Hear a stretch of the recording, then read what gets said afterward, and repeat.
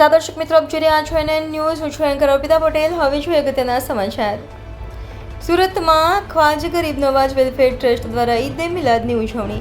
63 કિલોની cake બનાવી ખ્વાજા ગરીબ Nawaz welfare trust દ્વારા બનાવવામાં આવી.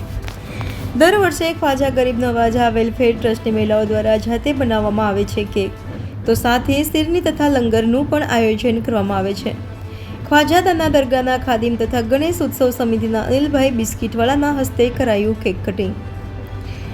NN news Surat. દર્શક મિત્રો, NN ન્યૂઝને લાઇક, શેર, સબસ્ક્રાઇબ કરો, બેલ આઇકન પ્રેસ કરો જેથી આપને નોટિફિકેશન્સ મળતી રહે.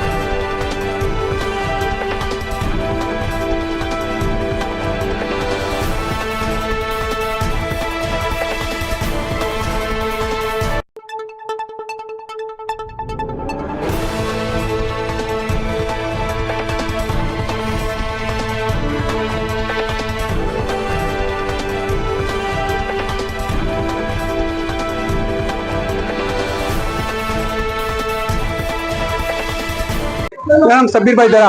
आज क्या कार्यक्रम रखा गया था, किस टाइम पे? आज ये हमारा जो गोपीपुरा के अंदर ख्वाजा गरीब वेलफेयर ट्रस्ट का जो हमारा जहाँ पे मेडिकल स्टोर है वो ट्रस्ट की जो ऑफिस है वहाँ पर हमने बहुत सारे प्रोग्राम करे। खास हमारा ये प्रोग्राम ये था कि हमारे जो विलादत, हमारे पैगम्बर की विलादत का दिन का जो खुशी का दिन था, जो उस खुशी के अंदर यानी जो हम लोग मिलाद की खुशी जो बोलते हैं उसमें खुशी मनाते हैं, जैसे जुलूस निकलता है, इसके अंदर दूसरे प्रोग्राम होते हैं। तो हमने पहला प्रोग्राम ये करा कि हमने सूरत शहर के कमोबेश 15 हॉस्पिटल के अंदर 1200 फूड पैकेट तकसीम करे मरीजों को। इसके बाद दूसरा हमने प्रोग्राम करा यहाँ जो हमारे अहले बैत होती है, जो जिसको हमको यानी सरकार के यानी आल कहते हैं, उनको 63 किट अनाज की दी ताकि वो लोग भी खुशी में शामिल हो सके। और इसके बाद हमने आज जो जुलूस जो निकलने वाला था वो जुलूस के अंदर यानी जो प्रोग्राम जो था शाम का था, मगर प्रशासन ने जो हमारी इजाजत दी गई थी सुबह की जो 11 से 5 का जो टाइम रखा गया था, जो हम उसका भी तहे दिल से शुक्रिया अदा करते हैं। उन्होंने जो यहाँ लेके जो परमिशन दी उस जुलूस के अंदर हम लोगों ने यहाँ पे लंगर खाने साबिरिया यानी खाने का इंतजाम रखा है लोगों के लिए ताकि लोग खाना खा सके।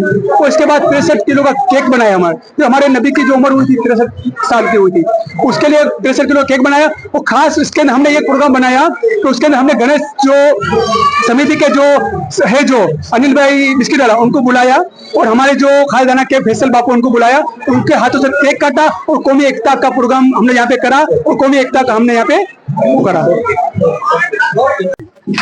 जी આજે जुलूस નીકળી રહ્યા છે, કેવી રીતનો માહોલ છે? સૌથી મોટી વાત તો ભારત માતાને હિન્દુસ્તાને આઝાદ કરવા માટે હિન્દુ મુસ્લિમ બંને ભાઈનો સહયોગ છે અને વિશેષ યાદ કરીશ અશફાકુલ્લા ખાનને, જેઓ ભારતને આઝાદ કરવા શહીદી ગોળી હતી, ફાંસીને સજા પર ગયા હતા. એટલે આ ભારત માતાને આઝાદ કરવાનું જો શ્રેય હોય તો દરેક ધર્મને છે.